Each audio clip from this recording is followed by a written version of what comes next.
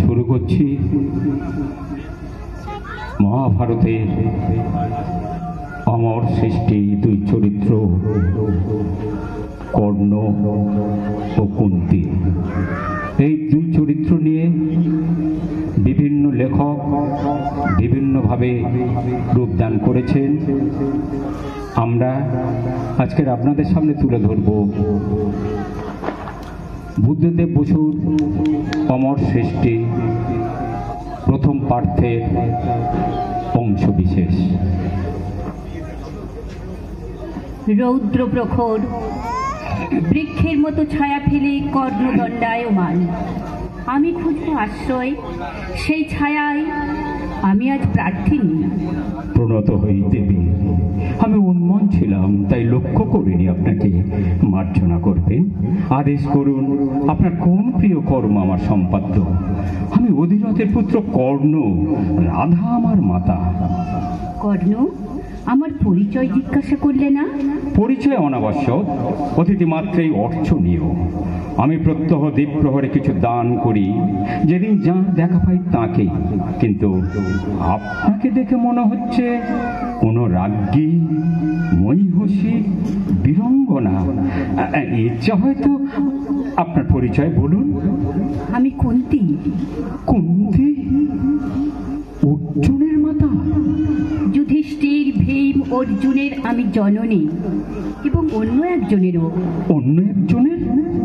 জ্যেষ্ঠ সে, শ্রেষ্ঠ সে, অতুলনীয়। অর্জুনের মতো বীর, যুধিষ্ঠিরের মতো ধর্মাত্মা। আমার মনে জিজ্ঞাসা যাচ্ছে, তিনি অজ্ঞাত কেন? তিনি প্রচ্ছন্ন কেন? এই দীপ্তিশালী পুরুষ আপনার প্রথম পুত্র?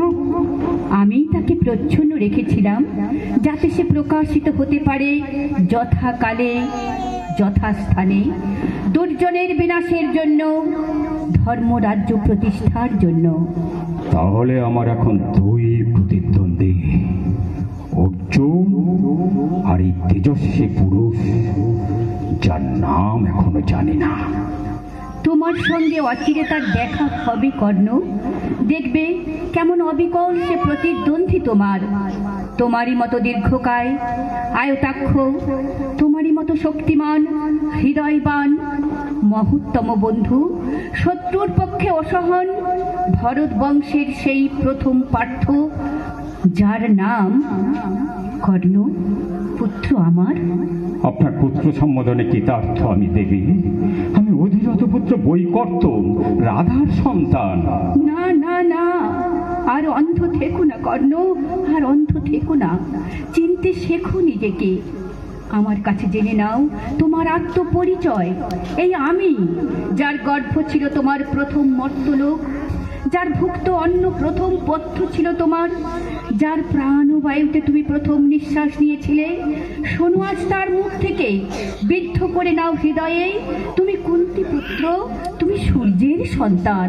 কে নয়, কে নয় সূর্যের সন্তান এ জগতে? যা কিছু আছে সব প্রাণ, তৃণ, বৃক্ষ, জন্তু, মানুষ, যারা পরস্পরকে আহার করে বংশ পরস্পর বেঁচে থাকে, জন্ম জন্মান্তরে ঘূর্ণিত হয়। সূর্য তাদের সকলেরই পিতা, সকলেরই প্রতিপালক। পশুর মলজাত যে কীট, সেও তো সূর্যের সন্তান। হয়তো হয়তো সেই অর্থেই আমি। একমাত্র মা জানেন তার সন্তানকে, একমাত্র মা জানেন তার সন্তানের পিতাকে। তাই মাতৃবাক্য অবশ্য মান্য, একথা মূর্খেও বোঝে। আর কর্ণ, তুমি তো বিদ্বান। মাতা আর পুত্র, কুন্তী আর কর্ণ, কর্ণ আর কুন্তী, পুত্র আর মাতা। কিন্তু তারপর, আমার জন্মের পর কোথায় তুমি ছিলে তখন, আর কোথায় আমি? কর্ণ, আমি তখন অনুরাগ, তাই লজ্জায় কলঙ্কের ভয়ে তোমাকে মূল্যবান বসনে ঢেকে একটি ভাসমান মঙ্গল পাত্রে গঙ্গার বুকে অর্পণ করেছিলাম। আমাকে গঙ্গার জলে ভাসিয়ে দিয়েছিলে? কালো স্রোত কর্ণ, আমি তোমাকে কালো স্রোতে ভাসিয়েছিলাম, যাতে সেই স্রোতে বাহিত হয়ে তোমার খ্যাতি যুগ যুগান্তরে দূর থেকে দূরান্তর পর্যন্ত। যার জন্ম সূর্যের বীজে আমি জানতাম সে নির্ধারিত বীর, অকালে সে বিনষ্ট হতে পারে না। সূর্যের বীজে অনুরার গর্ভে লজ্জিতা মাতার পরিত্যক্ত সন্তান। মাতার দেহ পরিত্যাগ করে পুত্রকে, সেটা ব্রহ্মারই বিধান। কিন্তু মাতার হৃদয়ের মধ্যে অভ্যর্থনা ধ্বনিত হয় নিরন্তর নিঃশব্দে। সেই নিঃশব্দতা কেন ঘুচিয়ে দিলে না পাণ্ডুপত্নী? কেন রাখলে না চিরকাল অন্তরালে? তুমি লজ্জা পেলে না, নতুন করে লজ্জা পেলে না আমার সামনে এসে দাঁড়াতে, আমাকে পুত্র বলে ডাকতে?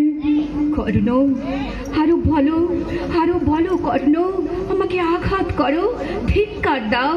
শুনতে শুনতে নির্বাপিত হোক আমার মনস্তাপ, আমার চোখ ফেটে নেমে আসুক কান্না, আমার চোখের জলে হোক তোমার অভিষেক।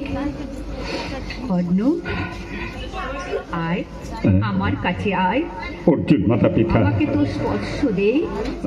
আপনি আমার শ্রদ্ধার পাত্রী, যদি দুর্ভাগ্য বলে থাকে মার্জনা করবেন। প্রত্যাখ্যান? আমি অপরাধিনী, তাই? অপরাধীর কি ক্ষমা নেই? পাপের কি প্রায়শ্চিত্ত নেই? নেই মিনতির কোনো উত্তর, বেদনার কোনো শুদ্ধি? আর তারা কি তবে ভ্রান্ত যারা বলে কেউ নেই কর্ণের মতো মহাপ্রাণ? বেদনা, মনস্তাপ, প্রায়শ্চিত্ত সব অর্থহীন এখন।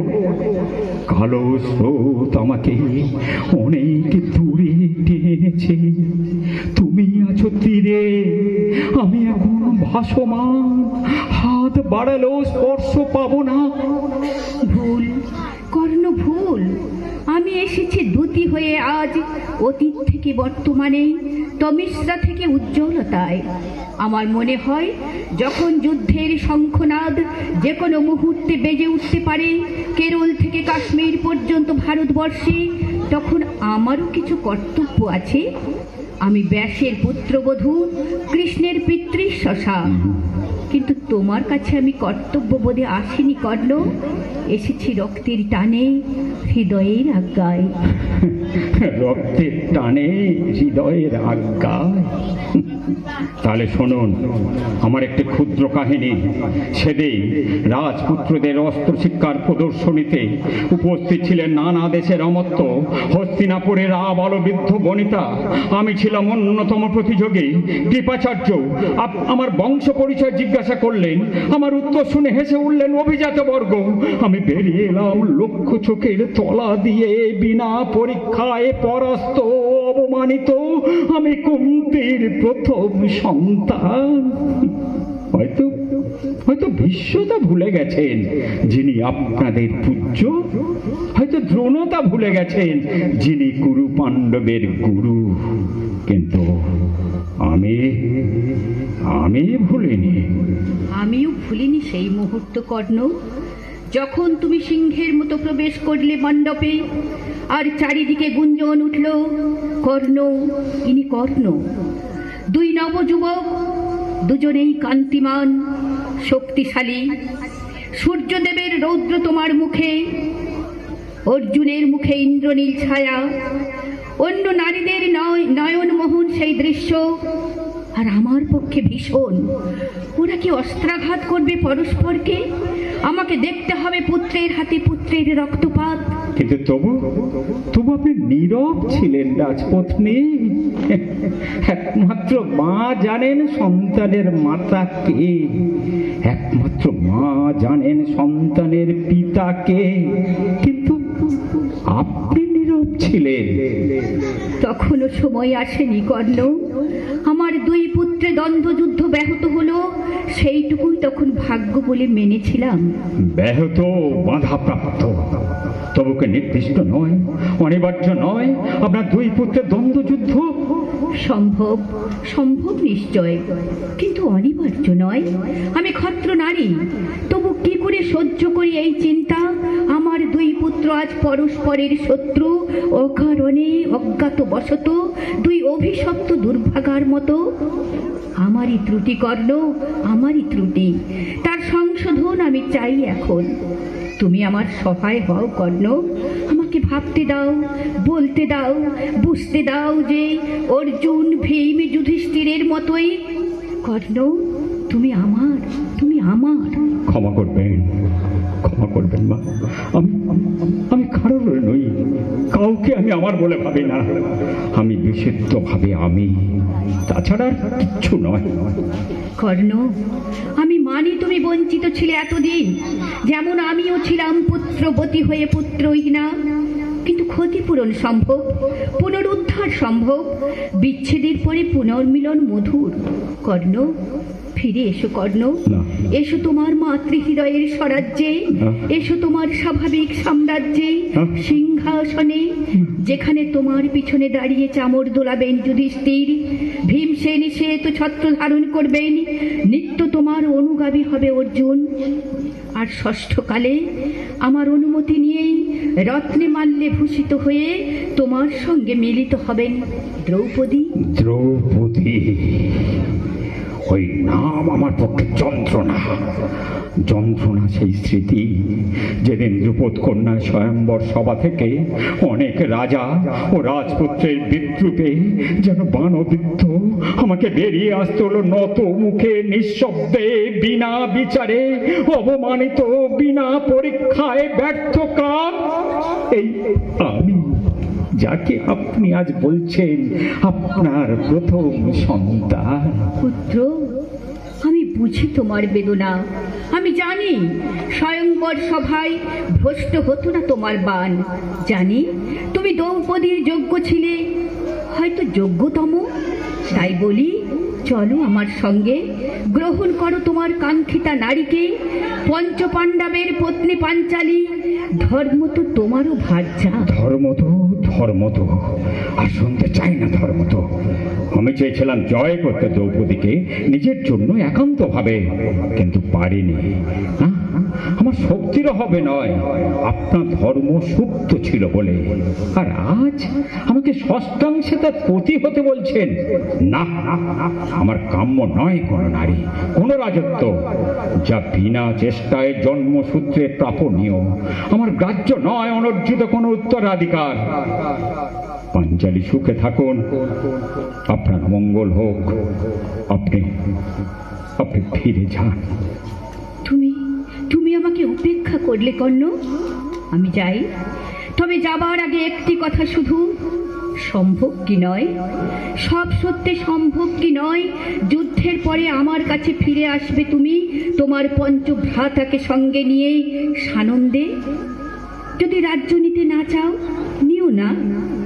ইচ্ছে না হয় গ্রহণ করো না পাঞ্চালীকে। কিন্তু আমি তোমার অনুতপ্তা মাতা, শুধু রাজ্ঞী নই, শুধু নেত্রী নই, এক নারী। আমার সান্ত্বনার জন্য তুমি কি ফিরতে পারবে না কর্ণ?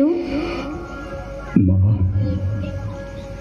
আর কথা বলো না মা, আমাকে অম্লান মনে বিদায় দাও। যেন তুমি অপরাধী নও আমার কাছে, যেন আমার কোনো দুঃখ নেই। আমার সুন্দর স্বপ্ন হয়ে থাকবে তুমি যতদিন এই দিয়ে আছে নিঃশ্বাস। জানি না তোকে আবার দেখবো কিনা, জানি না আমাদের ভবিতব্য কি। নমস্কার। নমস্কার।